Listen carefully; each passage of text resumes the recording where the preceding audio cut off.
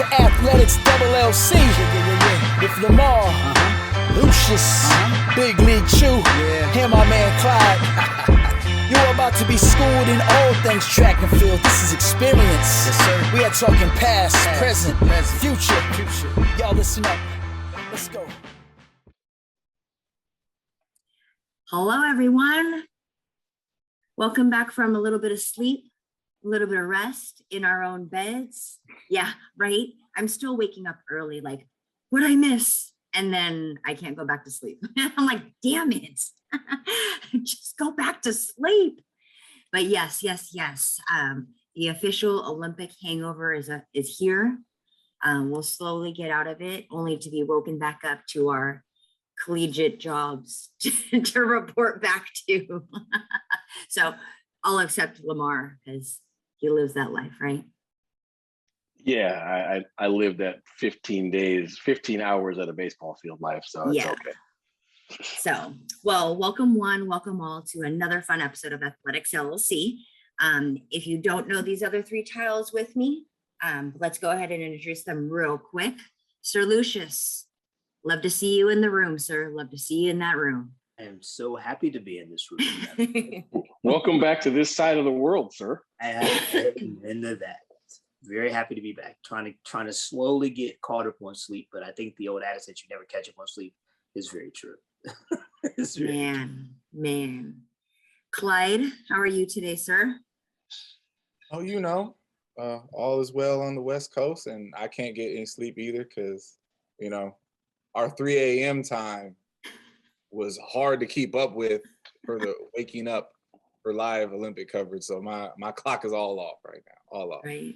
I mean, is melatonin like high in demand right now? I feel like it's flying off the shelf. Sure it is. I don't know those people, but I'll ask. Last but definitely not least, Lamar, US had a good meat huffins. Hello, sir. Hello, folks. Hello. I'll say this. I've had such a hangover, an Olympic hangover. I've actually been watching the NBC Redux of the Olympics. I know all the results. I'm still watching them and watching them like nail biters. Like, I don't know what's going to happen. It's so bad, but it's the Olympics are awesome. And somebody put out a tweet. It was like that they had a love-hate relationship with the 4x4 because they loved the 4x4, but they hated it because they knew that meant it was the end of the games. Yeah, that's definitely how I feel about the men's marathons. No question. I watch it every time, and halfway through it, I'm like, man, the games are over when this nonsense is over. Let me just say, because I was late to this party, if you have Peacock, the absolute best thing that Peacock produced for the Olympics is Snoop Dogg and Kevin Hart doing Olympic highlights. Yes. They need their own gold medals. It is just comedy shenanigans perfection. I highly recommend you go and watch all the episodes of Olympic highlights with Snoop and Kevin Hart. But only to be complimented by Leslie Jones. Oh my God, yes. Now Leslie Jones is the best thing on the internet. Oh my God. The show is best thing on the internet. Yes. So, Sir Lucious, I don't know if you're privy to this just because you were so enveloped with the reality of what was happening. Mm-hmm. But I highly encourage you to Google Leslie Jones, or not even Google, go on Instagram or Twitter, look up Leslie Jones' account, and just go through her timeline and listen to the videos, watch the videos. Sweet Jesus, you will be peeing in your pants. Like, that's how funny it is. Start with the one where she's watching the synchronized swimming. Yes. Start there, and then just follow the wormhole down. You will laugh hard enough to pee yourself. Yeah. To die for. It was hilarious. When she gets to the decathlon, you'll pause it and go laugh somewhere. Like, true story, I had made the comment out loud.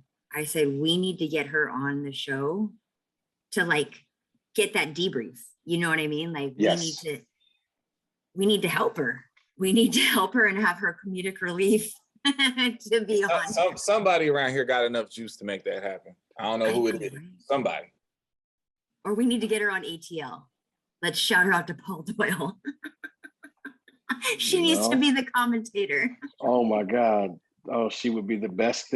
Listen, have y'all ever seen Snoop Dogg commentate a hockey game? Yes. No. Okay. So, Yes. well, it's hilarious. Uh-huh. Google that, right? Okay. Leslie Jones commentating an actual track and field event would be just as funny. Absolutely. She wouldn't know nobody's names. They would all be based on characteristics. Like Snoop Dogg, he called the goalie Big Homie Cuz. So that would be Leslie. She would be amazing. The equestrian horse was crip walking. Oh my God. That was I'm just not telling the you, beat. it's comedy gold. I'm telling you. Oh, yes. Anyhow, well, let's talk about some other results from the Olympics. And I don't think Sir Lucious, Clyde, or myself want to talk about them at all, but we have to give Lamar his glory for the next 3 minutes. And I will put him on the clock for 3 minutes of glory at that. So I'm listening for this glory. This is going to be a wait. Well, first of all, Birdman hand rub. if it's not coming out of your mouth for 3 minutes, it ain't lasting 3 minutes. I can tell you that right. Tell you that right now. You get 3 minutes of good job. That's all I got.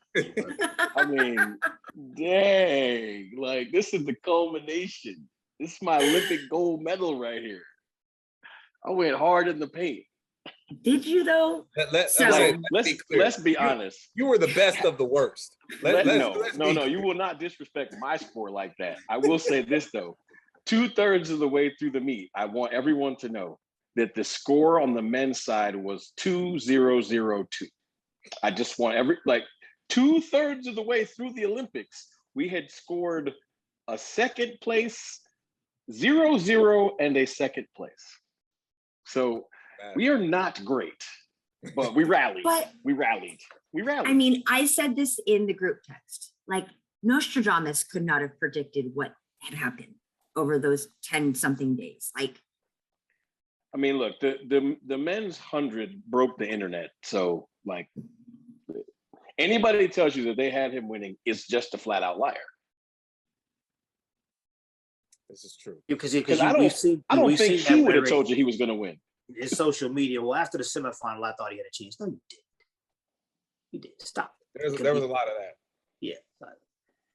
nobody even knew who he was. Listen, let's for a second. Lamar, you are the champion of Tokyo 2021. It took, COVID and oddness to get you to the finish line first, but you got there first. You won the first ever 4-way battle between all of us. Congratulations. It was ugly, but the ugly winner is still the winner. My team was awful. My picks were awful. So props to you, sir. Well played. Well played. So as the results played out, overall, Sir Lucious scored 20 points, 7 points for the men, 13 points for the women. Good job. Great job. Great job, guy. What the heck? Clyde and 7 points. Clyde and I ultimately scored the same. We had a big bagel for the men's. What? And Yeah. And I don't feel so 18 bad points. anymore. Yeah, we bageled the men. How many points for the women did y'all score? 18. Oh, Wow. Jesus. So So I'm not the worst guy in the room anymore. Am No, I? what you're telling me is the whole thing is so bad. Lamar has the gold. Lucious stumbles across the line in silver, but we tie for the bronze. Yes. So we're Yes. both medalists, pathetic, horrible medalists. Yes. All right, that's what's up. So it's okay. So now we have to give credit where credit's due. Just how bad. Let the world know just how bad he's crushed us. Okay, so for a total of 40 points, 4-0, he scored 13 points on the men's side and 27 points on the women's side. He doubled the score in second place. Yes. Like like if he's running the marathon, we're like an hour behind. Yes. If that. Yes. If that. Yes. I might be dude at the water station knocking everything over. Like that's where I'm at. What were his real quick? Let's just say this. So I asked a question 5 minutes before that. I was like, I wonder if you would get DQ'd for that. I said it would be an ultimate a-hole move, but I wonder if you get DQ'd for it. 5 minutes later, dude runs through and does it. I was like, oh my God, he really did that. So there's a special place in hell for him for sure. And I'm sure I'm catching hell for this one, but when I saw that video, my initial attitude of it was because you're so petty. You're like, that's a great idea. Right. Because I'm petty. So this was my initial instinctual reaction to that.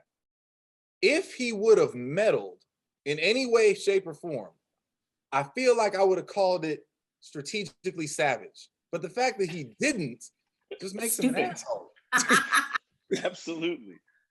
Absolutely. And here's the worst part, right? He wasn't in medal spot when he did it. He was like in sixth, right? So the 5 guys ahead of him all got water, right? Right. He just ass clowned everybody behind him.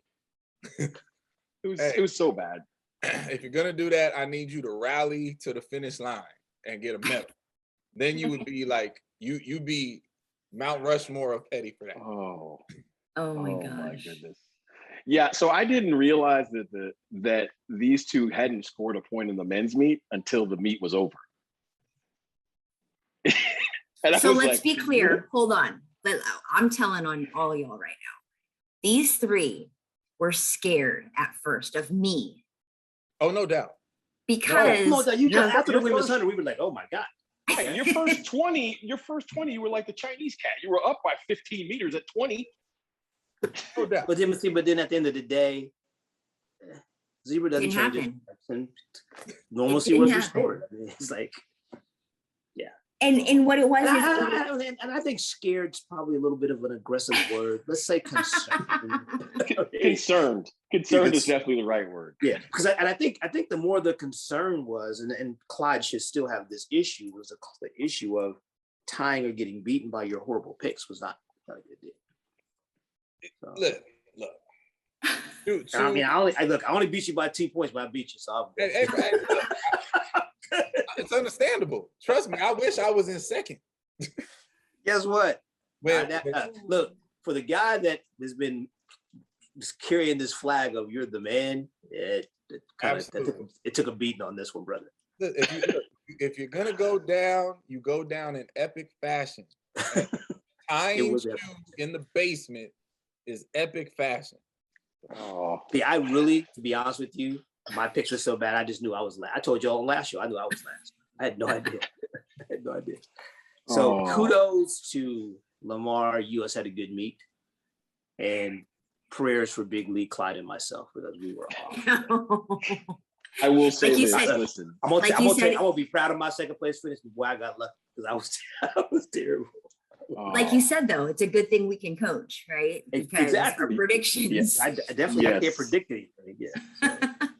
And see, and the bad thing for me was because I was trying to be slick and do things that were contrary to what y'all were picking, so we wouldn't have all the same score. Yeah, that worked out real well. Next time, just sticking with my gut, and at least that way I can feel good about getting my tail kicked, right?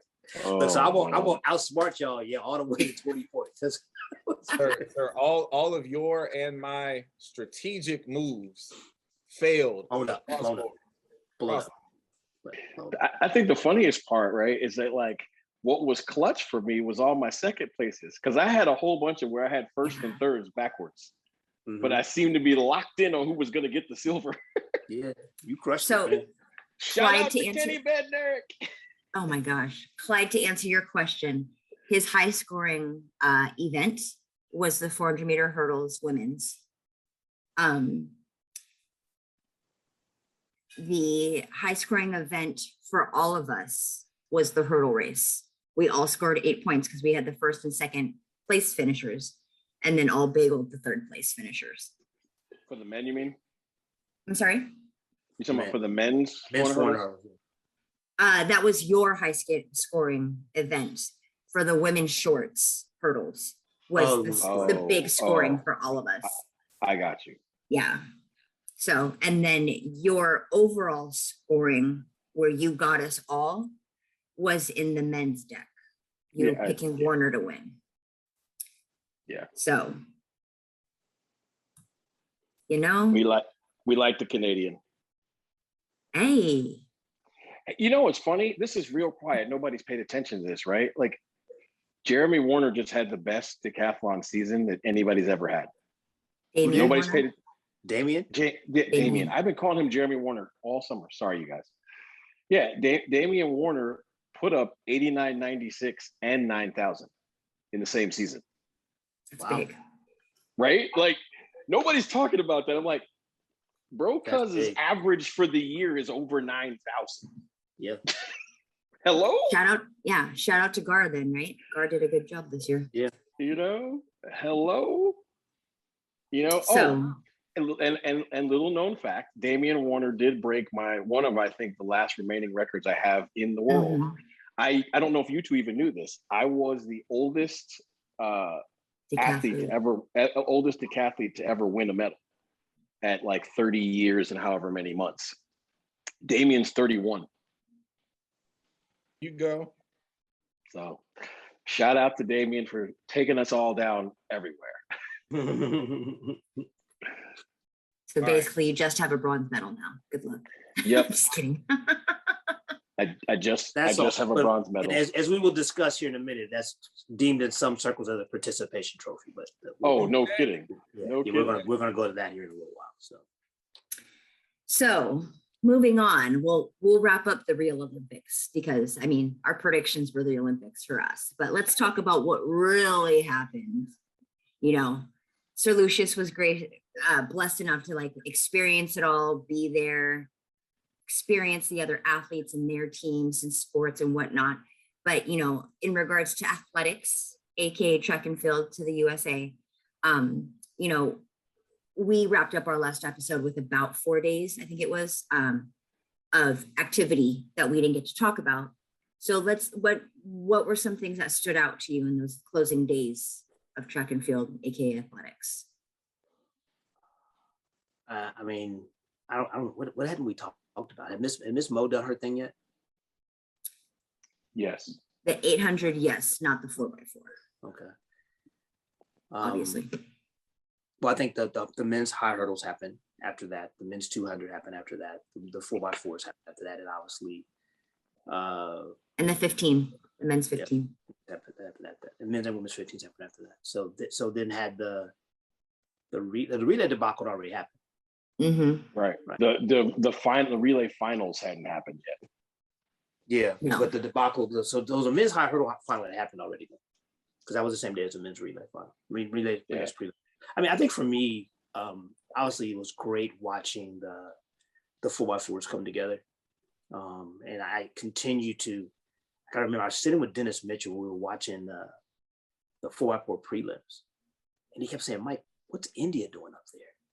Right? I was like, they're rolling. He goes, they're going to run like 303. I was like, they're going to run 3 flat. And they ran 3 flat. They just make the final. You know, and I think that it was moments like that that, you know, we have to understand. So I had a great talk with my guy Vince Anderson earlier, and you know, Vince, if you know Vince well, Vince is always a guy that he's got a stat for you, right? And I don't remember exactly what the stats were, but he talked about how every Worlds and how every Olympics, more countries are medaling at every one. So the number of countries that medal, so the world is getting better. That this rhetoric that the USA is getting worse is not true. It's just the world continues to grow and get better. The world continues to put their efforts into finding the medalists on their spot on the planet and coaching the heck out of them and getting them there. You know, so I think that if we stop, we take off these rose-colored glasses, we take away of the arrogance of who we are in America, and give the rest of the world credit. You know, and like I said, it took sub 3 minutes to make the relay final, and I am not by any way giving the United States a pass. But when is the last time 38-1 didn't make the final? Right? It always. I believe it never has. Exactly. It's always made the final, right? So it's not so much that we are not, or that we're so bad, but it's more so that the rest of the world, and that's what it was fun to watch. The rest of the world came to the party with the idea we came to party. We're not sitting on the wall. We're not standing against the wall watching. We're going to get on the floor and dance with everybody else. That was really fun to watch. It really was. Oh, I mean, we should stick here for a second because there's a lot of positive, but I have, kind of two big interesting negatives I want to get into real quick. And since you all are the true historians around here, I have a question for Mr. Lamar. We had talked about this on a previous show. Sir, you said coming into these Olympics, what would you have considered to be our greatest Olympic team? What I'm asking, what year it was the best team we ever had? 68. 68. Okay. In my frustration of the narrative after the Olympics of, oh, Team USA, had such a bad meet, blah, blah, blah, which I think is ludicrous, right? Hence my name. Right. Right. I did a little bit of digging and I'm actually looking for the number right now, but I'll find it. The 68 team produced 25 medals, if I'm not mistaken. I know that number's close. It's 25 or 20, 27, something like that. The exact same number of medals that this team just produced. So it's 26 then, right? 26. Yeah, 26. And it got me to like, okay, that's really interesting. So, I started looking at all of them. And in recent memory, the Rio team was 32. And the LA team was our highest in the 40s. And so it's, but that one doesn't count. Well, there's reasons for all of that, right? But I'm just like, if you look at the context of where the games are held, which time zones, which hemispheres, when we don't have to go that far, typically we do better. Our worst team was 2000 in Sydney. We only produced 16 medals. 16. One of on the screen. I got and here's the crazy thing is like, you watch those games. I thought we got it done. Hell, right. So that was the exact issue that I wanted to get to, because when I put that number out there, when I posted the facts of 2000, Darrell Smith, friend and colleague of us all, who was at the meet, said the equivalent to, I'm paraphrasing, wow, I was there and I could have swore we crushed it. And he said, very apropos, because this is the problem. Why does everybody think we crushed it? Because we won the men's 100, the women's 100, and the 4x1 on the men. And that's all you remember. That is Maurice correct. Green, Marion Jones, and the 4x1 flexing. Worst team ever overall. And this is the problem. Not only are we wrapped up in this idea of American arrogance about what should and should not be, like, we did dominate the world at these Olympics in track and field, in athletics. We dominated the world. It literally would take the medal count of the next 5 best countries to equal ours. But it's not enough. And all of a sudden, we did so badly because we didn't win the events that you think are important, which is ridiculous. Yes. They did a fantastic job overall. Yeah, there were some events that didn't go the way we would like or were expected to go. But so what? Like, that's all in the game. And to Lucious's point, other nations are getting a lot better and choosing to specialize in certain things, right?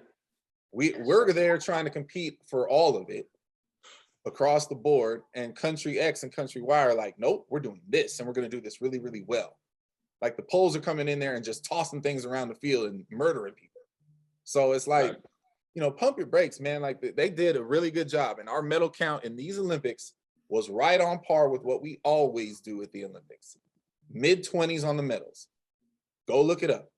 With the exception of Rio, and with the exception, the highest point, Rio in recent memory, and the lowest point, Australia, 2000. Everything else is 24 to 28 medals, all of them. So I don't get it. And it all comes down, like you said, if somehow Fred Curley wins 100 and we win the 4x1, it was the best Olympics ever. Right. Yeah. The best. And Olympics that's ridiculous. Yeah. And see, in Rio was such a wonderful thing because I mean, you're not supposed to be bold anyway, right? So as long as you get a medal, you're okay. Right. So Well, it's funny. Go ahead. No, I mean, you did this thing as a pro. You've been on multiple Olympic teams as a coach. We've all had pro athletes. I think we accept in the business model that, like, if you're better at the 100 meters or you're better at the 1500 meters, you're going to make more money, right? Like, everybody knows that. But how did we land on the public believing, who don't know anything about track anyway, how do we land on the public believing that one gold medal is somehow dramatically better than a different gold medal because of the event? I don't understand. Like, gold is gold, silver is silver. Like, how are we here? I think from the gold medal, just speaking from the gold medals, because we're going to get into like the devaluation of the other medals. That's a whole nother American only thing. But I think from the gold medal standpoint, I made mention of this last week, right? Before the Olympics started, in 9 out of 10 Olympics, the medal count in track and field was 4-0, right? We won both relay, both 4x1s, both 4x4s, right? Just like you can also add like men's basketball, women's basketball, used to actually be decathlon. But like, there were, before the meet ever started, there were things that we had won. Like, I think at one point in time, we had won every 110 hurdles gold medal. Like up until like, Cuzzo from Cuba maybe won. I'm trying to remember. That might have been meaning non-boycotted, because remember, we didn't win in 80 because we weren't there. But every other games we have been at, I think we won the gold medal in 110 hurdles. And so I think what happened is there's a lot of old head Americans who passed on that narrative that it's like, we're no good if we don't win the 4x1s. We're no good if we don't win the 4x4s. Because I remember, look, when the U.S. lost the world championship in the 4x4, because Chris Akabusi ran, ran Antonio Pettigrew down in the 4x4, like, you'd have thought the world had ended. Because we circled the track with 4 legs and we got beat on a world stage in a 4x4 on the men's side, and that just can't ever happen. So I think that's where the narrative comes from. But to me, the bigger and the worst narrative is this. If we had won 14 gold medals, like, okay, Italy won 5 gold medals and no other medals, no other color, right? So if we had like the US version of that, if we had like, 17 gold medals, like 2 silvers and 1 bronze, right? That gives us 20 medals, far fewer than we actually won. People would have run around the world talking about how great we are. Because it's not like, look, this is what I was going to talk about. The one negative. I had 3 positives and a negative for the last third of the Olympics. The one negative was this. I thought it was appalling that NBC was running this, we got to chase China down narrative because we have to win the gold medal count at the Olympics. First of all, countries don't win the Olympics. Okay, they don't give like a gigantic trophy for you're the best nation in the Olympics, right? That's a narrative that has only been made up on television. Secondly, how disrespectful is it to all the silver and bronze medalists? Because if you look at the score, like, we were killing China and everybody else in the overall medal count. But because it took till the last day, mind you, in the last 24 hours, and they were running, like, they had a timeline for these things, right? We won the final pursuit in indoor cycling, which I thought was amazing. If again, I watched off stuff, right?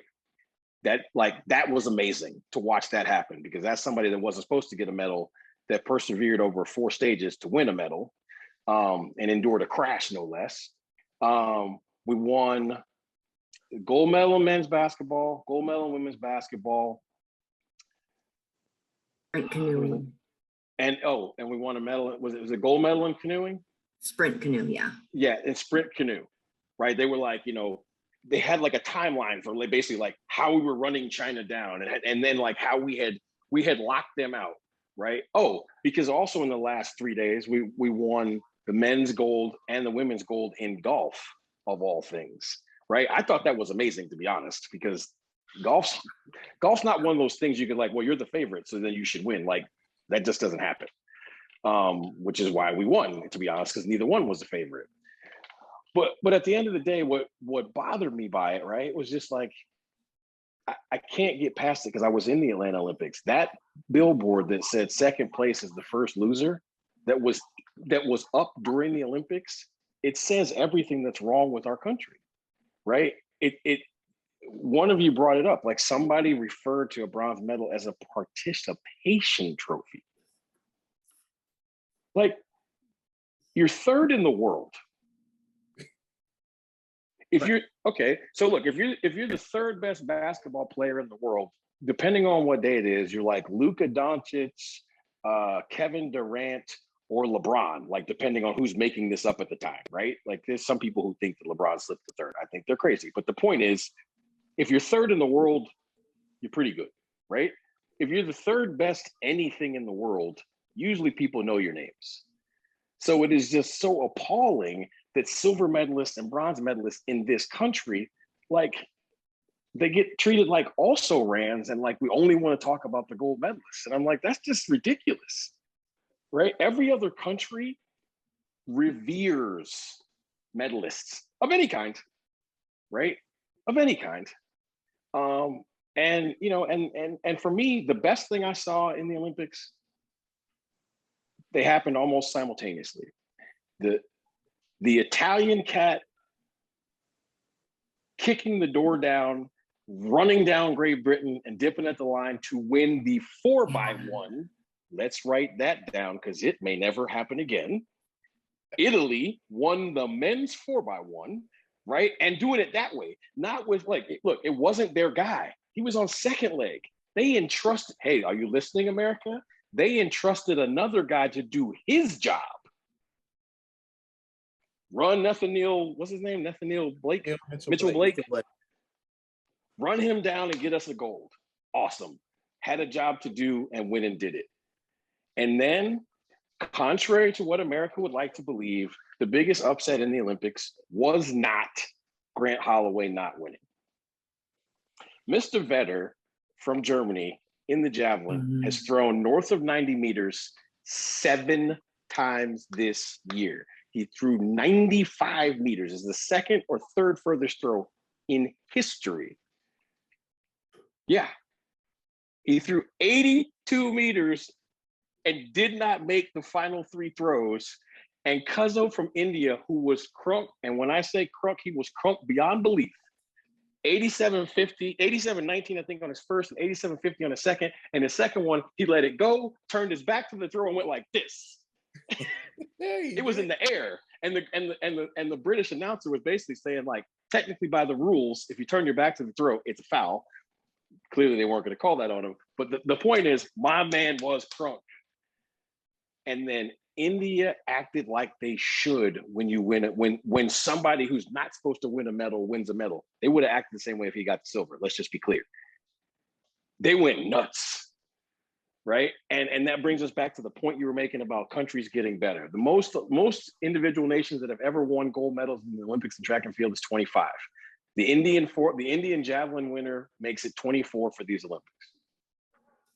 Right. 24 different countries won gold medals.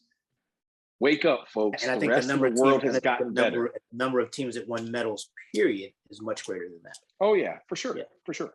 And that speaks to Vince's point as well. And I think that you bring up the thing with Grant. I mean, like, so did I want Grant to win? Obviously, absolutely, I did. Do I think that he was the best guy there? Of course, I did. But he won a silver medal. You know, he's an Olympic silver medalist. And as I said to some people in private conversations and not so private conversations, you got one of those. And, and let's be clear, he's a rookie Right. Olympic silver medalist. It's not like he's been there 4 times and keeps, failing or something like that. He's a rookie amongst many rookies. Of the 130 Olympians from the USA in athletics or track and field, 81 of them were first-time Olympians. Yes. And look, the rookies crushed it. But I think, so I was having these conversations over the past week, like we all have.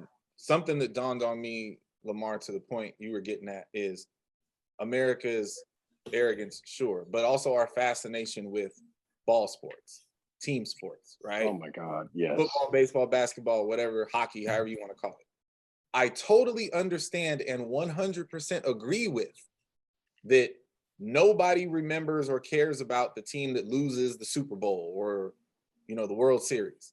Yeah, in a team sport, it absolutely is one trophy and we go home or not.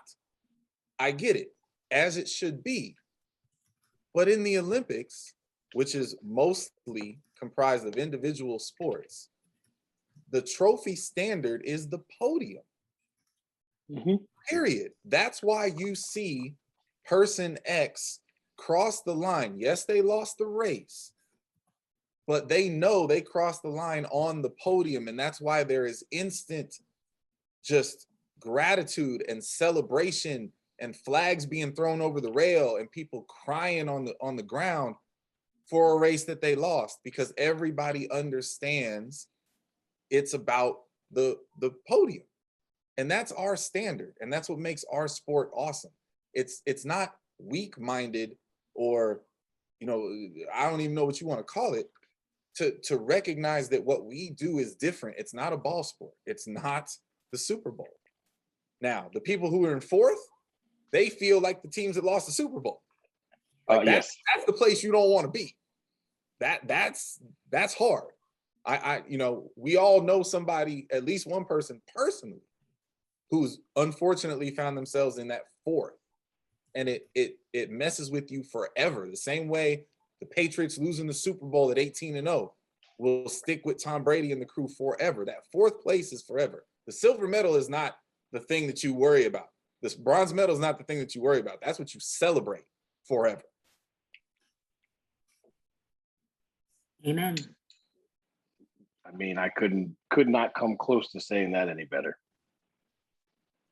But I will jump on something you said though. Look, I know I've said this multitude of times. I'm gonna keep beating this drum, and I was beating this drum earlier today with Sir Lucious. Folks better pay attention and invest in the U.S. track and field for 2024.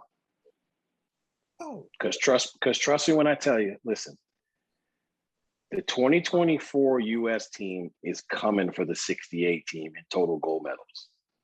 And they're coming for, look, we're taking 84 off the charts because that's a half Olympics, right? There's no Eastern Bloc countries in those games, just like the 80 games get taken off for all the Europeans, right? So you take those two out, 2024 has a very good chance of being our greatest medal haul ever. Very good chance.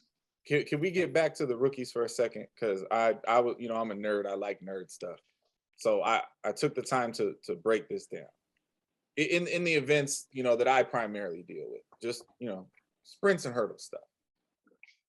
The 100-meter teams, men and women, we sent 6 rookies to the Olympics.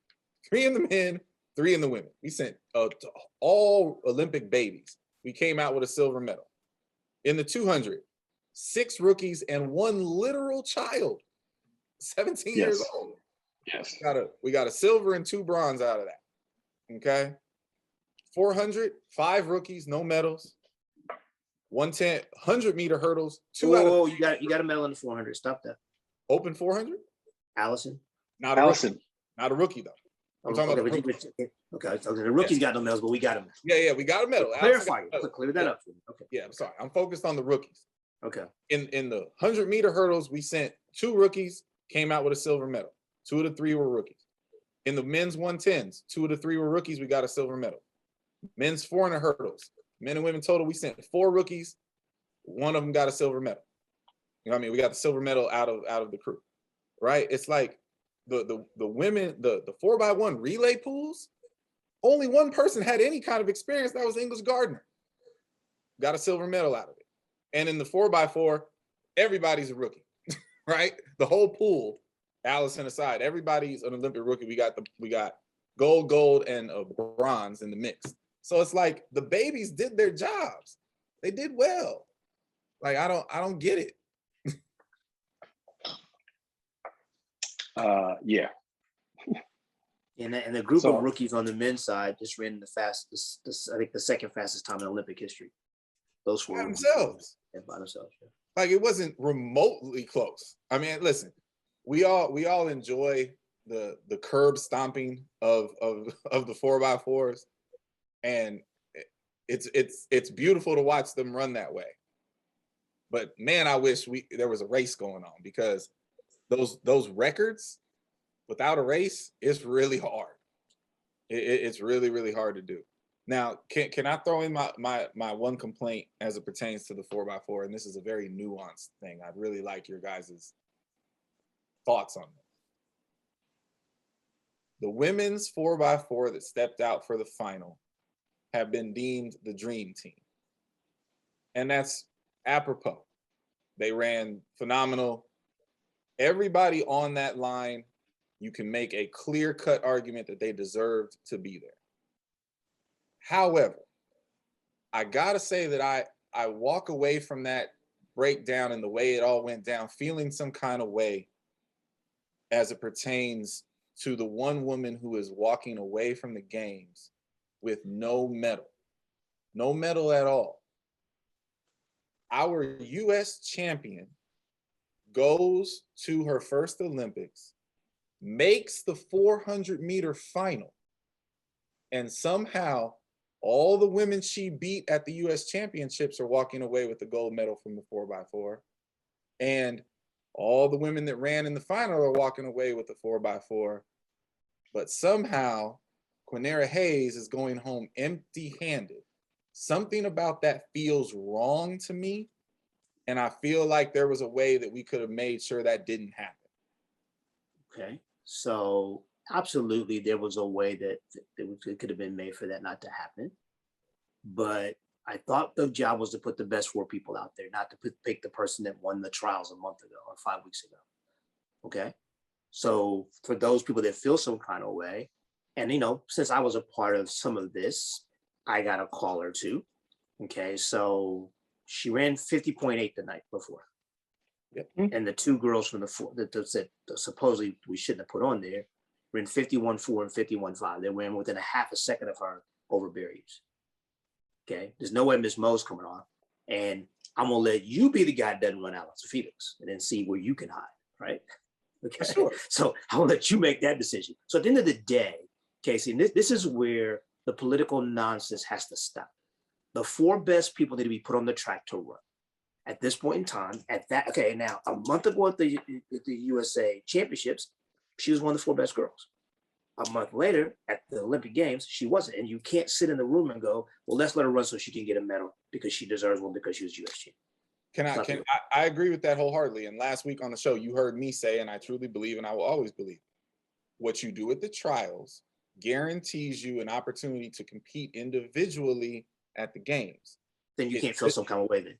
Well, here's why I do. Because if you would have, for example, let's take Delilah, for example. If Delilah was resting, right? She hadn't competed, her individual events were over. If she runs in the prelims, take one of the alternate people, they already got medals from the mixed relay, and Delilah runs in the prelims, and then Quinera does what she did in the finals, and you'd be like, hey, Delilah just ran in the prelims and she busted out this 48-49 low, and you went out there on the same night and ran 50 point. We're throwing her in there. It would, I guess I could say it would be cleaner. Listen, I get it. I'm not complaining about the 4 that ran. It's just how is it not clean? Okay. 51.5 over hurdles, 50.8 on the flat. Okay, so let me ask you what's not clean about that? Listen, I'm just asking the questions that have been asked. Let me ask you this. Right, and I'm trying to answer it. If Quinera Hayes beats Allison Felix, medal or no medal? Because let's be clear, Allison ran in the final beautifully and got her bronze, but she didn't run anything significantly better than what Q has already run this year. So 49.3. Right. So if Quinera somehow beats Allison in that race, you put Allison in the stands? If the queen had balls, she'd be king. That's a dumb question. It didn't happen. See, here's the game. This hypothetical nonsense, I don't do hypothetical nonsense. That's what that is. Okay, so the bottom line is this. If people want to know, and this was per conversation with the head relay coach, Orrin Richburg, okay, how do you sit 51.4 and 51.5 down? How? Okay. You cannot. Okay. How do you sit 155 who you know might split 47 down? Okay. And again, you be the guy that sits down Allison Felix. Go ahead. Okay. So I know that Coach Quinera's coach is upset. I know that Quinera is upset, but Quinera didn't do herself any favor. Now, if Quinera beats Allison in the final, that's a whole different conversation. Trust me, that was talked about a lot. But you cannot put her out on the track because she was a U.S. champion a month ago, and you cannot put her out on the track because everybody else always has a medal. Because then now we're talking about participation trophies now, aren't we? Brother, listen, you know I'm with you. I'm just the one great thing about our particular show is we get to have somebody who's in the room answering real questions. And these are the real questions. The real answer. And the real answer is this: it wasn't an easy conversation. But like again, if Miss Mo had run 158 or 159 and not look good, she ran 150, broke the American record. Yeah, she got the American record holder, who is still the fastest American or second fastest American in the over 400 this year. Because I think Allison just beat her by a little bit, right? Yeah. So you got Ms. Mo, you got the two fastest 400 hurdlers in history, and you got Allison, who is Allison. And I'm not sure why anybody, other than people that want to just find a reason to complain, that feel some type of way. Like again, somebody said to me that we took her opportunity away to win a medal. No, we did not. She was in the open 400. Right now, see, I pushed back on that. She took that one away from herself. Exactly. And at the end of the day, like, look, I don't know this to be true, but I know enough about track, and my brain seems to work this way. I'm not sure anybody else has ever towed the line with 4 individual gold medalists in the 4x4. All 4 of those people had gold medals before they ran, right? And if we're going to be honest, Allison from the past, you mean? Yeah, I mean, they had previous individual gold medals, right? They all showed up. Yeah, and the same with Delilah. Her gold medal was from the previous Olympics, but at the end of the day, from Rio, yes, from Rio. Yeah, they all showed up with gold medals. Like ting ting ting. Can y'all hear that? Okay, we're gonna get another one to go with these, right? Yeah. So that's first. And again, so like we can't charge the coaching staff with putting the best 4 people out there to win the relay, and then come back and say, well, have some compassion for this girl because they have a medal already and she doesn't have one. Absolutely. And I just wanted you to speak to that. And that's why I threw those out there, because I know people are asking about it. Me personally, since I knew the race was going to be a blowout, as soon as I saw, I was like, oh, this is what we're doing? Okay, cool. It's just record watch, right? Me personally, I love the symbolism of the baby being the anchor. Like, I don't know if that was by design, but I loved it. How do you not anchor her? I loved it. How? I mean, okay, look. I'm not going to call people out, but somebody said to me, why was she anchored? Well, why wouldn't she anchor? Is the question. Where would you have put her? Exactly. Like, although somebody wanted to lead her up. And that's oh my God. Exactly. Really? Again, I'm not going to do that. I want to be good, because at the end of the day, the idiocy and the nonsense that goes on behind the scenes with this stuff is absurd. And that relay was run the way it was supposed to be run, as was the men's, by the way. Sure. Was the men. And so can I just say this? I know this may meet with some controversy, but I just don't care. Like, those women went out and broke the world record. World record is 3:15:17 by an incredibly doped up 1988 USSR team. Right. Well, look, hold on. Here's what I'm trying to say. First of all, there are books chronicling about the drug use. Secondly, and this is what's more important to me, the USSR would be a multi-country relay at this point. Right? Like, you got to understand what represented USSR. Remember, there was a team in second place that ran 3:15 as well. He already addressed that. I look, if this team races either of those teams, this team beats that team. That's what I'm going to tell you. Okay. That was the best group of 4 we've ever put on the track. And it'll be interesting. And that's what it's about. And see, that you spoke to that, when we stop the nonsense, because see, that's what got us in trouble in the mixed relay. Trying to get people medals, right?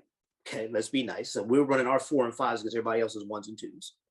But that didn't work out for us. I mean, actually, they got a bronze. So it wasn't like we didn't get medals. They got a bronze, right? Okay. And then, so since we want to be controversial, so why don't we stop the nonsense of it has to be the top 6 in the 100? How about we say the best 4 people qualified for the relay run the relay? Okay. And let's stop this nonsense that people have to rest, because Andre DeGrasse ran every round of the 100, every round of 200, every round of the 4x1, and was flying until he stepped on the track. Okay. So Sharika Jackson treated me like it was a dual meet. She went and ran the 1, the 2, the 4x1, the 4x4. I think she was an alternate in the mixed relay, and I swear I saw her selling popcorn. Okay. So like if we have enough common sense to not think that Noah Lyles, who's only in the 200, can't come back the next day and run the 4x1. So what happens to the men's 4x1 if we go Kenny Bednarik to Fred Curley to Ronnie Baker to Noah Lyles? It couldn't have been anybody worse. else count the 36? It couldn't have been worse. I know I can. You know? Hey, I mean, like this just in. I mean, Flamingo went all over there and did the smallest number of events he's ever done. I mean, we could talk about that. You know, we could talk about I'm just saying, like, to your point, right? Like, look, it doesn't make any sense to me to go to war. No, I'm just saying it doesn't make any sense to go to war and come back with bullets left. Exactly. And that's, you and I talked about that before we ever went over there. And we actually talked about it while I was there, right? And so at the end of the day, when we stop being cute with because the women, they got away with it, but they were a little cute also, right? Oh, because here's the newsflash, Prandini and Gabby, they would have run. They had no problem running. Okay, these people grow up running age group, running college track, where they do, when you remember when Jenna ran the 1, the 2 long jump and ran the 4x1? Remember that? Mm-hmm. Remember that, Jenna Prandini? But then she can't run a couple hundreds and in a couple of 200s and come back and do that? Of course she can. You know, anybody knows her coach, she's in shape. Anybody knows Tanya Buford Bailey knows good and dead well Gabby Thomas is in shape, right? So, you know, and so that's my thing. I think when we stop getting cute with the relays, we'll be fine. We'll be fine. Yep. Lamar, listen, I'm with you, man. Look, I took heat early on in the meet when I said that Elaine Thompson, as far as I'm concerned, he tied the righteous world record, and everybody's head exploded. I'm like, listen, whatever side of the FloJo debate you want to get on. Okay, so I'm gonna be on this side. I'm gonna side with you, but kind of sideways side with you. Okay, all right. I'm gonna side with you because I believe 1049 was win day. I'm there. I'm right there with you. And that's all you're getting out of me. So that's enough. And that's enough. Because like, you know, you just watch the video, you can hear the wind, right? You can hear the wind. You can look up the meet results. All the other events going on at the exact same time, like right. So if we're gonna go from that aspect, I'm with you. You know, Elaine, and look, regardless of what we think or didn't happen with FloJo, that's the fastest woman on this planet right now. Let's give her kudos for that. You know, she was phenomenal. She was phenomenal. Bro, I thought she was going to run faster in the deuce though, because she clowned and ran 21.7 in the prelim or semifinal. I was like, wow. Yeah. You know, so I thought she was going fast. Look, man, I'm like this. The 1049 video is so overplayed and overhyped and overwatched. People think that race was a final. It wasn't even a semifinal. No, it was a quarterfinal. It was a round race. Like, there's no way that was a legitimate mark. So the sound bite from that one that holds true forever is Marty LaQuarrie going, no way, that can't be true. Right. Like, no way, that can't be true. So, but anyway, no, kudos to Elaine. And like I said, if you know, we want to solve our issues with the relay program and the relay issues. Let's stop trying to get everybody a medal. Let's stop trying to protect people. Identify your 4 best people, put them on the track, and let's go run. you know, let's go. And again, let's call a spade a spade. After the and Mr. Brumell should have never been on the track in the 4x1 because he wasn't right. He wasn't right from the time he stepped on the track. He should have never been out there. I mean, you know, your four real best quick available before people should not have been. It should real quick before we move on, can we give a shout out to the 4 gentlemen from Botswana? Because yes, listen, yeah. every one of us has tried what they tried, right? We're gonna put the horse up front and we're gonna make the other 3 run with a lead and see if they can hold on. And it never works. And they it works sometimes. Don't say never. Maybe it hasn't worked for you. It's worked for me.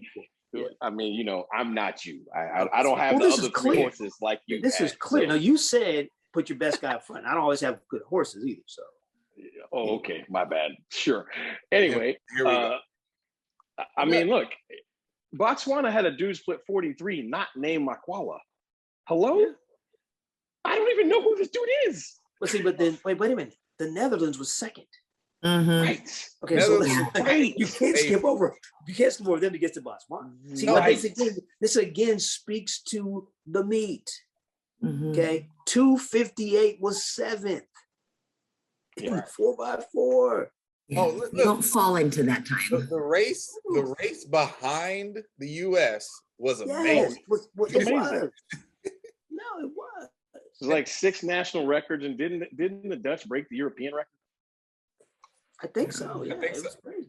It was, if they didn't know, they were very, very close. They definitely broke their record. Yeah. By a lot. So at the end of the day, like, let's celebrate the games as a whole. It was a phenomenal game. It wasn't just about what the U.S. did or didn't do. The rest of the world freaking showed up and danced, man. Yeah. And quite a dance it was. It was amazing. Like I said, sitting back there in the warm-up period, watching the other teams warm up for the 4x1s and the 4x, like watching the Chinese and the Japanese and the Jamaicans warm up for the 4x1 semi was classic. I mean, it was intense. I mean, like the race was going on before the race. Like they're doing exchanges. And so like the Chinese hit an exchange, the Japanese like, okay, we got one for that. And they come right behind it. You know, it was like there was a war going on in the back. It was great. But it was like precision, you know? And it was the passion of a lot of things. It was crazy. And listen, I know we end up glossing over and skipping over a lot of distance stuff on this show, but for me, I got 2. First of all, the kid out of Norway, Jakob Ingebrigtsen, is a boss. That he's amazing, and that kid, like, he's the best of his brothers. He's been that way for a while, but he's the baby in that family, and he's been like the guy that they've been waiting on for years. So for him to come in that moment and own it and win that race, amazing. But Safan Hassan won the 10K, the 5K, and got a bronze medal in the 1500. Now, look, I don't want to hear any sprinters talking about I'm tired, I can't run rounds. Right. Thank you, I sir. don't want to hear none of that. Like, that is psychotic. I don't even know if that should be allowed, but she did. Yes, And she got medals at all. 25,500 meters. Dude, Yeah. like, you got to In a run week. prelims in the 5K. In a week. She ran a 10, 2 5s, 3 15s. In a week. Like, come on, man. And let's be clear, it took, like, Laura, like, if you like distance running at the elite level, like, Laura Mueller has been grinding for that medal for a really long time, right? So for me, that was fun to watch. But Kip Yegon, like, it took Faith Kip Yegon to keep Hassan from doing this. Like, Right. That's how close she was to just, you know what, I'm gonna sweep them all. Like, come on. It was nuts. Yeah, Kip Yeager wasn't having it. No, Not- she, and you can see she wasn't. She was like, Yeah, Not like you, today. like with about 500 this meters race. in, the look on her face is like, I'm not playing with you today. I know this much. All you distance coaches that don't understand how important speed work is, watch the last 125 meters of the 10K. And watch Hassan change gears 3 times and break 2 people in 125 meters. Broke them both. Like, Yeah, so you so, can't do this. see, and this is the thing that people have to understand. if you want to be great in the distances, you have to be fast in debt. If you can't, it's okay. If you go out and run 50 point when you're fresh, big deal. But if the men's 1500, if you can't run 50 seconds when you're tired, not happening. You know, that's how Central West won the medal when he won the gold, right? You have to be fast in debt. And when Cole Hawker wins in 2024, that's how he's going to do it. And that has been your guy for a minute, hasn't it?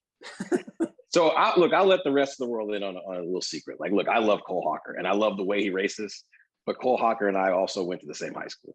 So yes, I very much Homer have been pig, Homer pig, Homer pig. I've been on a Cole Hawker fan since Cole Hawker was a freshman in high school.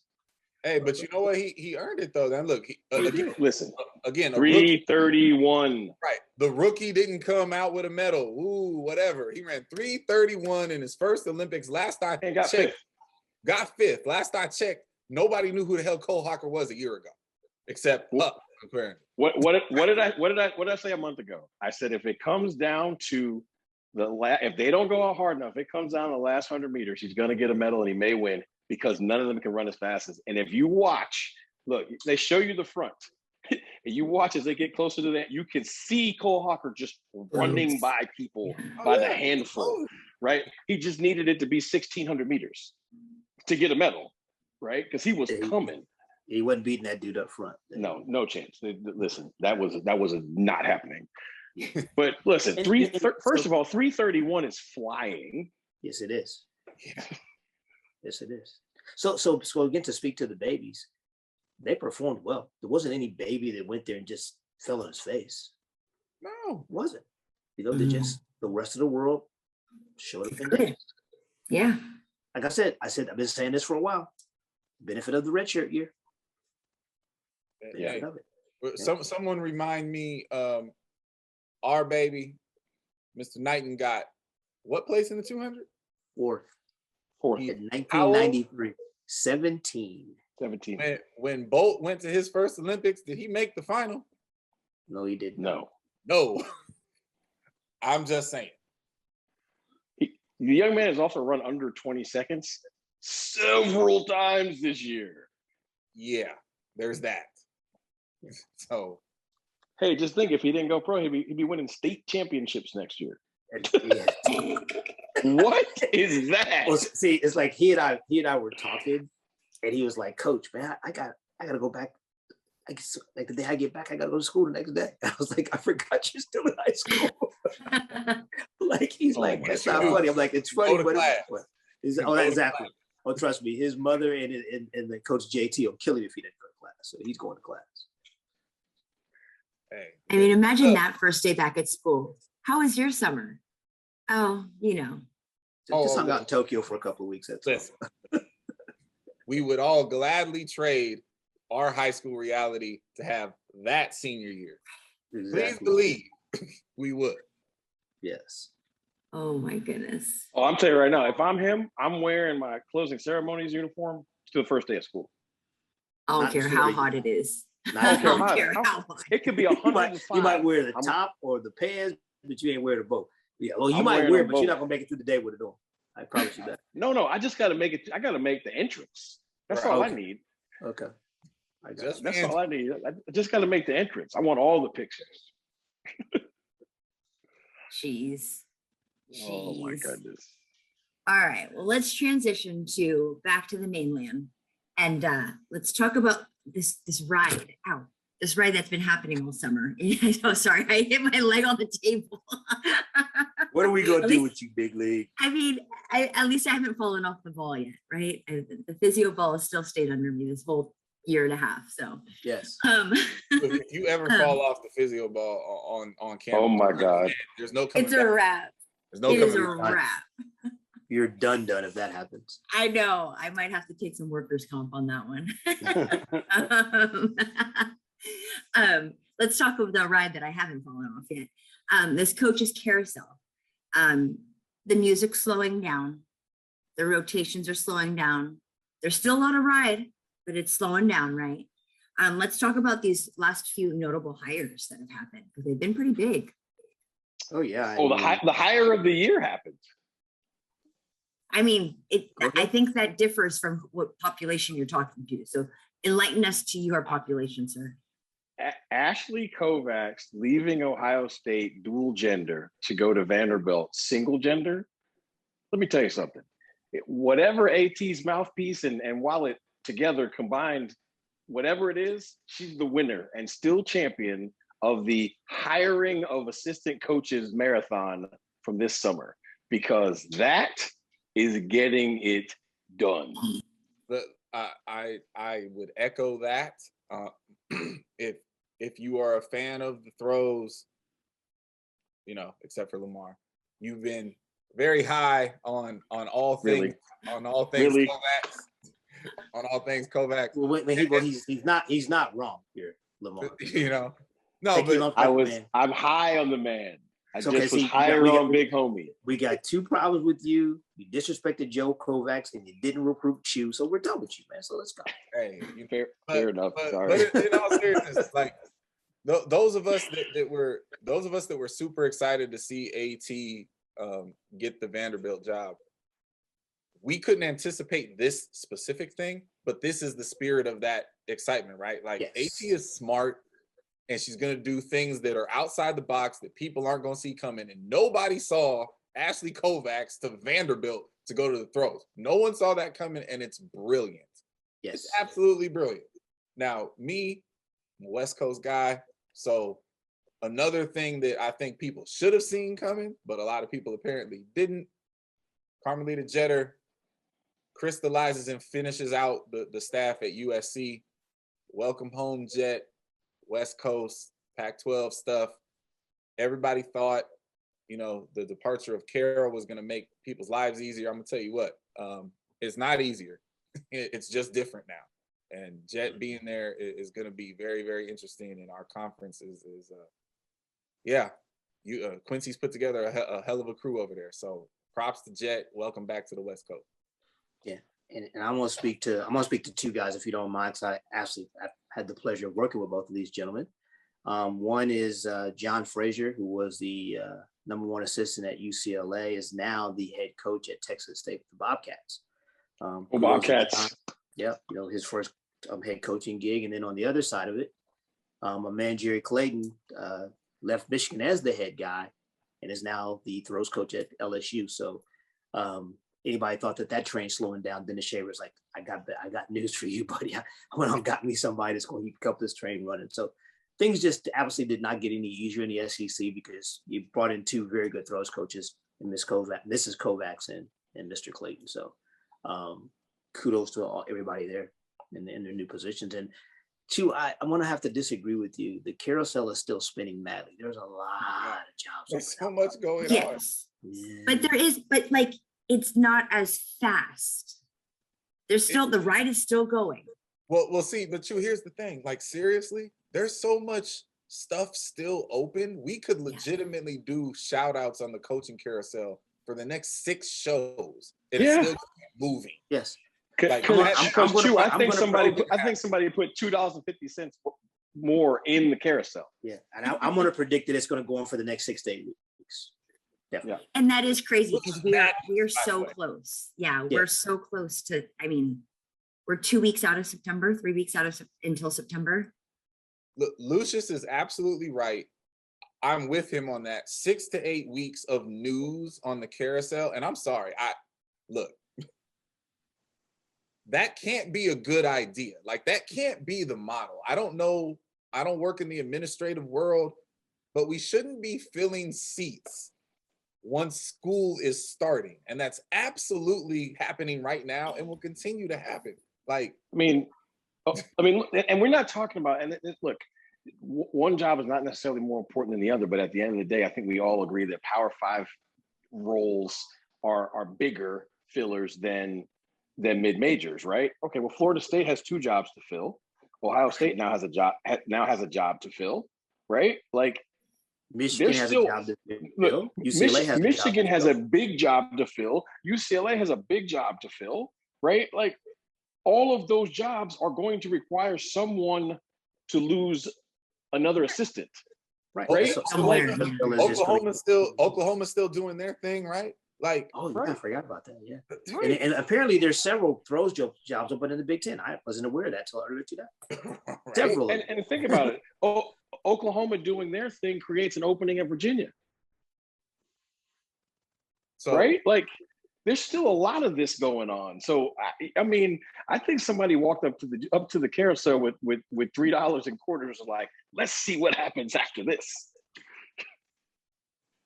Yeah. Gonna be Because crazy. that's the point is, or not the point. What I have neglected is there's still so many slots open because they've been open for a while. You forget. oh, it's moving slow. Yeah, it's Well, just I going slow. Slow and now geriatric slow. Yeah, but it it's ain't not gonna slowing stop. down, but it's moving. Yeah, that is so crazy, so crazy, and more to come. Dun dun dun dot dot dot. So kind of wrapping up with the Olympics, wrapping up 2021, the end of 2020, call it what you will. You know, what are your takeaway moments? What are your favorite moments from the year of athletics? Are we going single or are we going around the clock here? More than one. Can we get two? If you have multiple, go for it. Don't feel obligated, because that it makes sense. There was a lot that happened this year. Go ahead, Lamar. Go ahead. All right. Well, I'll just do both of mine at the same time. I think that the best thing that I saw in 2021 was the world being introduced to a Thing Mo and Javon Harrison. Because when it's all said and done, we may have just seen the first real year of two of the greatest US Olympians to ever walk this planet. Because when it's all said and done, those two are going to be heavily decorated. And I'll go out on a limb and say this. The Thing Mo is going to break Allison Felix's all-time medal count for US track and field athlete. Oh. She's going to win more medals when it's all said and done than Allison and Carl. And the only one I think that's got a shot of passing her is Arion, because he's like 11 years old. and you know what? That's a very interesting prediction by you, because you know there's no critiquing Allison's career, none. But she always participated in both sprint relays. The Thing Mo ain't gonna be on anybody's 4x1. So No. if she somehow makes that, if she somehow does that, her career would be heads and shoulders above all of that. So that's a very interesting ponder. But in 24, she may win a medal in the 4, the 8, and the 4x4. Well, if she did that in one Olympics, she's the GOAT, period. I'm done. So, you know, just put that out there. For me, the best things, honestly, and I don't even feel like this is a, recency bias thing at all. It's just kind of where my brain is, and I'm a fan of the sport. I watched the greatest race in the history of our sport, which was the men's 400-meter hurdles. Like, I'm sorry, that's the greatest thing I've ever seen. That's unarguable. If anybody argues with you, they're wrong. Well, get on the internet, buddy.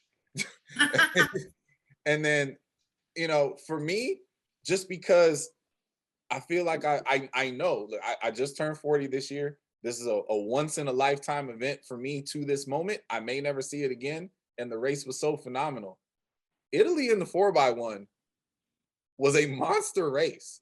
Yes. Like, an Olympic 4x1 was decided by 0.01. Has that ever happened? If it has, I don't remember it. And it was Italy, which, I got some, some family ties to. So, and I'm a huge fan of the Brits and the way they handle their relay program and their execution. So to see that kid from Italy tour to, everybody forgot that he actually can sprint. Like, he's a 9'9" guy. Like, it was a beautiful rundown. Felt bad for Nathaniel. He's gonna be mad about that for a long time, but it was beautiful to watch. And those are the two best things I saw this year. Oh wow. You guys touched on some, especially Miss Mo and Mr. Harrison, and obviously the 400 hurdle race will be one that will be talked about for ages. But I'm gonna go a little homer on this one, just watching and being able to be a part of what Grant did this year. Yeah, I know it didn't end the way we wanted to, but if you look at his season, if you take off your rose-colored glasses and don't think that the silver's participation trophy and look at the season that he had both indoors and outdoors, that was the first race he lost all year. And we got some demons we got to exercise to deal with what he dealt with, but I'm extremely proud of Grant and the hard work he's put in this year. And we're gonna get right back on that horse to ride, but being able to share in that daily has been phenomenal this year. It really was. Listen, it's not because Lucious is on the show. We do not tolerate any Grant Holloway thrashing or negative speak around these parts. Indoor world record 1281 and a silver medal at his first Olympics. If you're criticizing anything, you're just stupid. I don't even know what else you want to say. Like, right. There's nothing to criticize there. Just stop. It's insane. Completely stupidity. So I'm gonna throw mine in real quick, whether you asked or not. I'm telling you. I was gonna ask for it. He was gonna make it. You were gonna. Yeah, you can forget that. It's the culminating point, the first blast off of what Lamar said. But it's that indoor NCAA meet, because that was the moment that all of us were like, this isn't gonna be a down year. This is gonna be a WTF year. And, we literally sat there and a lot of us had our mouths open. A lot of us are like mind blown, whatever emojis you can find. You can definitely find one that applied to all the emotions and reactions that we saw at that meet. And that was the start. So that's when Tyra came out. That's when Tara came out. That's when Javon made an appearance, not an appearance, but like, let us know, like, we didn't sit down during COVID. Like, watch us. So that is my moment, because that was the start of the explosion. That was the beginning of the fireworks. And I don't think that we've seen the grand finale. I think we will see the grand finale in 24 to only be reset again for another set of fireworks. So that's my 2 cents. Well said, lady. I'm sorry. I have to throw one more in there because it is so perfectly our sport, to the point I was making earlier.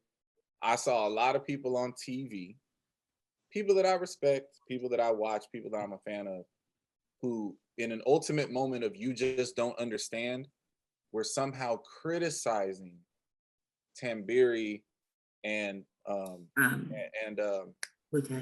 Varsine choosing to share the gold medal. Like, you have to know what these two men went through to even be in this meet and understand how much more important it was for them to choose. We've had a perfect competition. We both went out at the exact same time. To me, watching them have to separate that by a jump off would have cheapened how spectacular what they did was. And they both knew it in that moment and agreed to share a gold medal. And the reactions from both of them tell you everything you need to know. Like, that was so perfectly our sport. And it was fantastic. And beyond that moment, to speak to that, what I loved is it showed the outside athletics world how chess strategic our sport is. Oh, yes. I had so many people asking, like, why'd they pass? How'd they get there? Well, wait a minute. How did that happen? Da, da, da, da. And I'm like, yeah, you don't just run fast. You don't just throw far. You don't just jump high or far. Like, there's strategy behind it. And at this point, you are thinking big picture, but impactful moments, right? So it's like, it's a sport. We're not performances. It's a sport. It's a competition. So I loved that got started with that moment. That moment kind of sparked this trickle of how everybody started paying attention to misses, makes, passes, and what that really meant. Like there was someone who called and asked, well, why did that guy only throw one shot put attempt in the trials? Does he want to get better? And I'm like, well, actually, first off, he just threw freaking to the moon. He's good. He's got to make finals. But they couldn't understand why that happened. And so that made me smile on the inside to show the rest of the world, like what strategy, what thought, why we have coaches in track and field. Absolutely. So that was awesome.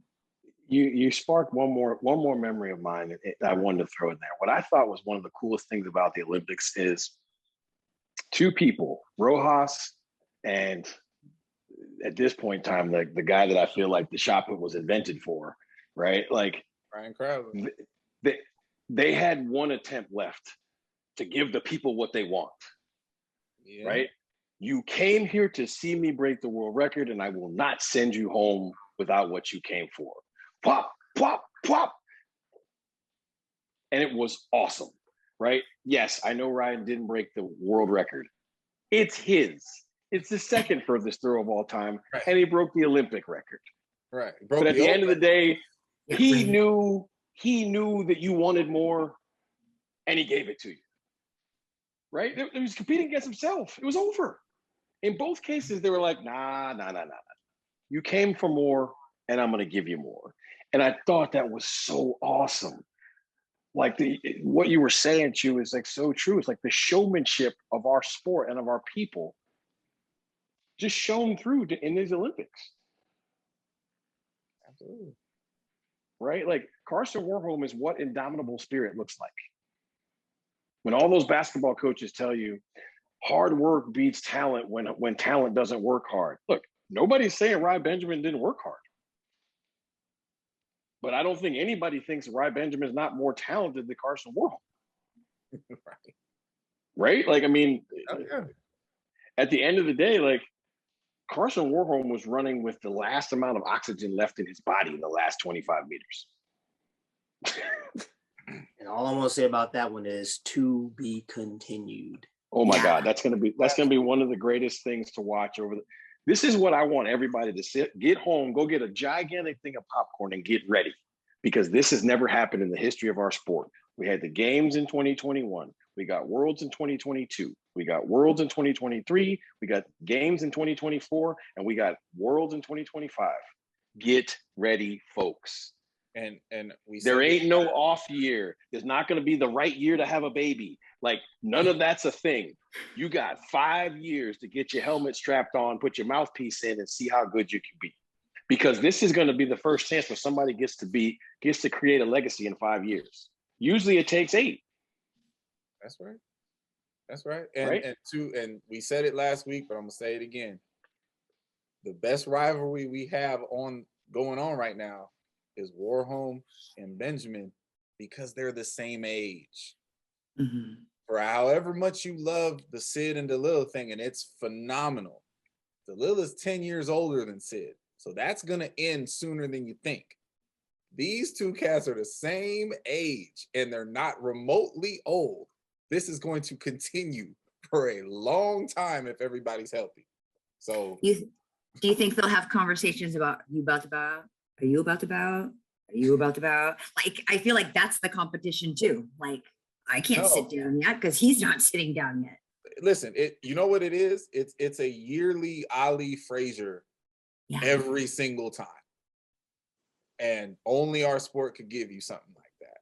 So, just enjoy it, man, because it's perfect timing all around with those two. Wow. I think that was a good recap of 2021. I'm sure we've missed something, and someone will put it in the comments, and that's fine, because they won't be like, oh yeah, that one too, add it to the list. So if you do, feel free to comment or message one of us, and we'll definitely we'll either agree or deny you openly and in public too. Well, with all that said, I would be remiss without having someone in the rapid fire section. And Mr. Lamar, that shall be your butt tonight. Take a seat, sir. I'm ready to have a good meet. Oh my God, you're stupid. Anyways. You ready? I am. All right. Where are concrete jungles and dreams made of, sir? Oh. You're done. You're done. I'm singing the song and I can't. Sorry. Next. I can't. Look at your background, dude. I know. I said I'm singing the song and I can't pull it up right. It's that time of the night. Yes. New York. Anyways, thank you, sir. Thank you. Thank you for saving your own life. Jeez, criminy. Sometimes it's right there in front of your face, you know? Have you ever had a Pizookie? No. Right? Thank you.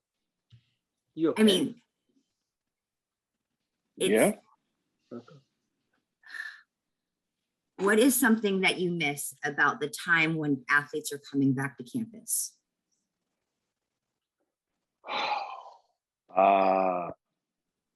That quiet confidence from the ones who did all the work over the summer. They Good walk in answer. your office with a different swagger. I think those are the ones who sit in your office waiting for everybody else to come back in that office. Yeah. And looking back, who's coming back with the summer coat? And I used to always say the best thing about freshmen, no matter how good they are, is that they become sophomores. And it's almost always those are the ones. They come bouncing in your office like, I'm ready for you this time, buddy. Have you ever belly flopped? Absolutely. Right. The first time I attempted to do a 1.5, yeah, I under rotated and just opened up belly first, basically pile drove myself stomach first into the water. It was tremendously awesome. I think I pushed all of the water out of the pool. What throwback jersey do you need to add to your collection? Baseball jersey. Throwback baseball jersey. Ooh.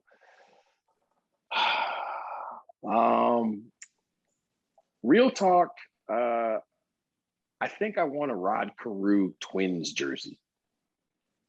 It's pretty specific. Yeah, but he was just like people who are younger than me, like the best hitter they ever saw was probably Tony Gwynn. When I was younger, the best hitter like when we were playing stickball and stuff and I was doing my fake left-handed batter stance, I wanted to be Rod Carew because that dude could always hit no matter who was pitching. Got it. And I also have a lot of jerseys, so I have most of the other people. Did you hear that? Did you hear that flex happen right there? The muscle just popped up. Whatever. Well, here's your humble pie. What's your favorite donut? Oh my God. You know what's bad is I don't even know the name of it. It's no, because we got it at the donut place at Disney World, Voodoo Donuts. Voodoo Donuts. Right? Sir, we can't hear you. Your lips are moving, but we can't hear anything. We don't know why, because you're not muted. Can you not hear me? Now we can. Oh. Yeah, I don't actually remember the name of it. I know that the frosting on the outside was pink. The Homer. It's the Homer. There it is. It was like this big. Named after Homer Simpson. But it was like this big, and it was amazing. Sounds like a stomach ache. Oh, I ate it over a 3-day span, and it was still good all 3 days. That's hilarious. Well, good thing we're gonna have the convention in Orlando this year. Oh my God. Eesh. So anyhow, gentlemen, your questions for Lamar.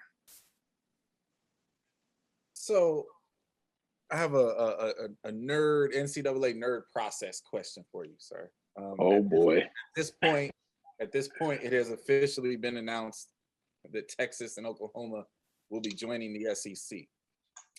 How many years, if ever, will it take for Texas to win an SEC football or track and field championship?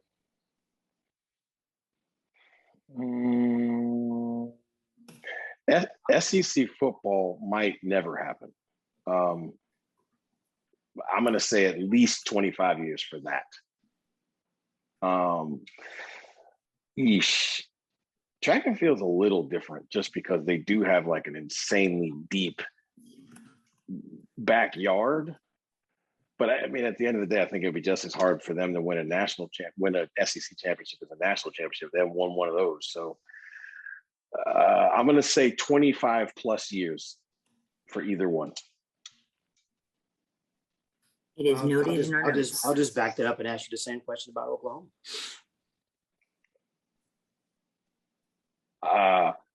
3 years after Texas in either case. That's a great answer. So, and there's a football reason. As like, well. I mean, come on, they're better than Texas in football. Come on, They are 3 years better. before Texas in football. Listen, Oklahoma is definitely better than Oklahoma. I mean, Oklahoma is definitely better than Texas in football, right? But now that they're all officially going to be in the SEC, there's still going to be more defensive cats that go to Texas now. It's still not like you're still talking about offensive minded folks are going to Oklahoma, and ain't nobody that really plays slobber knocker defense going to Oklahoma, and you can't win games 52-49 in the SEC weekly. Once in a look, no, for sure you can win some of those games. Like when they play Texas A&M, I mean there'll be no defense played. There you go. Ole Miss, right? Yeah, but when they go to Tuscaloosa, like you got to win that game 16-9 some years. Yeah. So I just listen. The SEC is full of SEC blue bloods, and the one thing I do know is that blood is thick, right? And so, biggest problem you have becoming the newbie in the SEC is you don't have a recruiting base that already wants to come to your school that is worthy of the SEC. If that makes any sense, right? Like, there's little 6 and 7 year old monster football players wearing, Auburn helmets in their backyards right now, right? And wearing Florida helmets and wearing Alabama helmets, right? Well, the little kids that are wearing Texas helmets aren't good enough at this point, to beat the little Auburn kids. So we'll see how it changes over the long haul.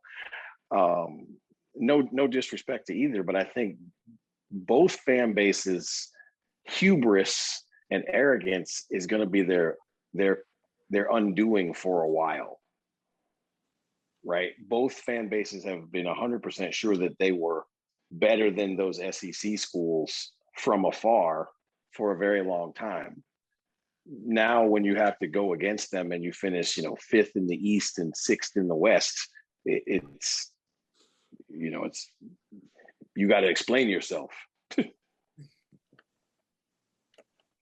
Well, sir, I hope your bottom isn't on too much fire, but you have survived rapid fire. I appreciate this. You're going to get all kind of messages from the Texans. Texans are going to be on this man today. Oh, okay. To wrap up the show with our heartbeat props,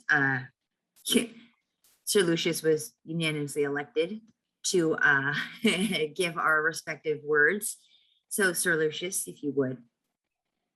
Bear with me, it's a little emotional. I'm gonna trudge through this, but we want to give our heartfelt condolences to the Burrell family who lost their oldest son, Cameron, today.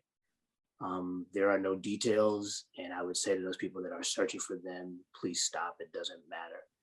This is an absolutely trying time for the Burrell family, and each of us reach out to them and say, we give our condolences.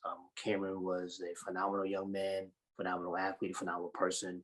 He was also my fraternity brother, and he will be missed. So we just want to give our condolences and give our flowers to the Burrell family for the trying times we're going through right now. Absolutely. Love to you all. Yes. So As we've done a lot of other times, we'll wrap up this week's episode and say thank you. Thank you for your time. Thank you for your attention. Thank you for your support. As we wrap up the athletic endeavors of 2021, here comes 2022. So take your breaths, enjoy the moments, and we'll sit back and grind in just a couple weeks here. So we will see you next week, but everybody, job career-wise, take a breath for a second. Location time next week. I know. Hey, remember the season. Listen, the Olympics are over. The Yeah. season is not over. No, oh, that's true.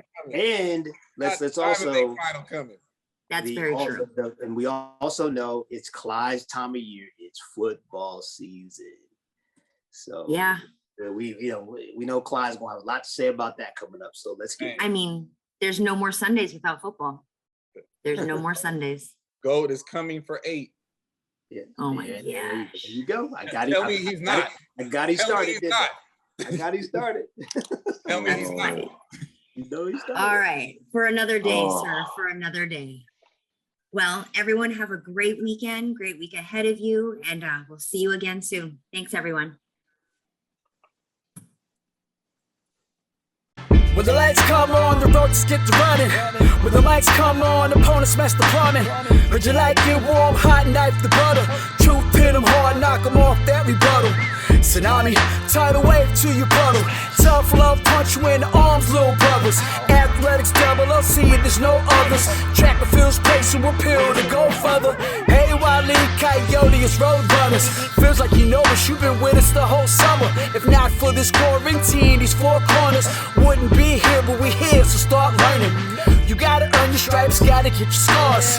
Show you how to fight, but show us who you are. You lack experience, but still you wanna talk. And who is actually talking to you? Circle's kinda small. Heads prevail when the backbone's strong. Gotta keep it coming, no, it won't last long. Pass and fail, then sell the sad song. And if you don't check yourself, then that's wrong. Just trying to give you the real that you asked for. So why you keep cutting us off to ask more? We put it in slow-mo, but you fast forward. Athletics, LLC, the task force.